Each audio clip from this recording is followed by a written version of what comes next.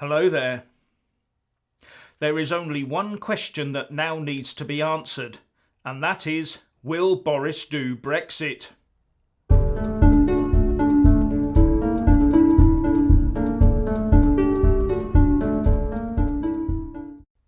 Debbie may have done Dallas, but in 100 days' time will we be saying that Boris does Brexit? Boris Johnson may well have won the Tory leadership battle with a healthy majority and be on his way to number 10 tomorrow, but as he said in his post-victory speech, the work starts now. But first I just want to point out the difference between the two latest leadership elections, the one that elected Boris today and the one that yesterday elected Jo Swinson to the leadership of the so-called Party of Remain, the Lib Dems. And I just want to take a little dig at the Party of Remain. As you can see from this table, Jo Swinson got 63% of the Lib Dem turnout vote and Boris Johnson got a little more at 66%. But when compared to the entire membership of their respective parties, not just the turnout, Jo Swinson got less than half at 45%, while Boris Johnson secured a proper majority amongst his membership base with 58%. Now, in Remainer speak, when talking about binary choice elections, doesn't that mean that Boris Johnson is a true leader with a proper mandate, while Jo Swinson isn't? Just a thought. But more seriously, this should also send a message to those Tory MPs toying with the idea of unseating Boris that their political futures might just end there and then if they did.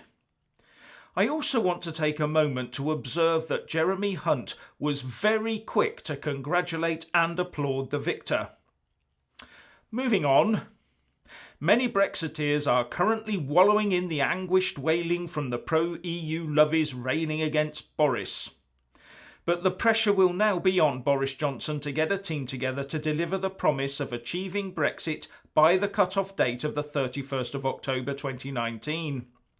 And much of his intention will be signalled by who he appoints to his cabinet and whether he will be jetting off to visit various EU leaders, in which order and how soon.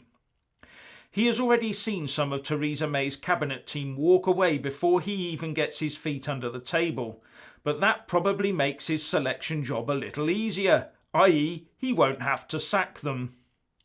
Boris now has to get through Wednesday, when he will be kissing royal hands and getting anointed, and then Parliament is off on its summer holes on Thursday for over 5 weeks, until it reconvenes on Tuesday the 3rd of September. Right now there are 100 days to go to Brexit. When MPs return there will only be 58 days left. But I think that on both sides of the Leave-Remain battle, MPs will be beavering away in groups during those intervening 42 days to work out how to use those remaining 58 parliamentary days to either secure or stop Brexit. The anti-Brexit crowd will be looking at how they can take charge of the order paper again, if it's at all possible, as well as seeing if there are outside opportunities, like the judicial review destined for the Court of Sessions in Edinburgh that I told you about in this morning's video. And of course the opportunities and timings of the inevitable votes of no confidence that Boris Johnson will have to face, probably in September. The Boris Johnson team will be looking at ways of filling parliamentary time up with debates that cannot be used by Remainers as a vehicle to launch some sort of binding vote against Brexit, as well as trying to fend off that no confidence vote that will hang over them like a dark thundercloud that is just waiting to crash forth at any moment. And Boris will task the team to ramp up the no-deal planning while trying to use it to exert pressure on Brussels to restructure some sort of deal that he can get through the House.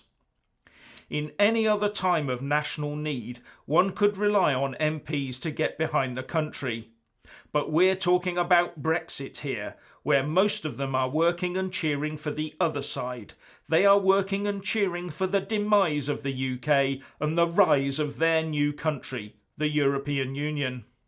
If you thought the last 3 years were a rough ride, the final 58 days of the next 100 will be a doozy. Anyway, what do you think? Please share and comment, and thank you for watching.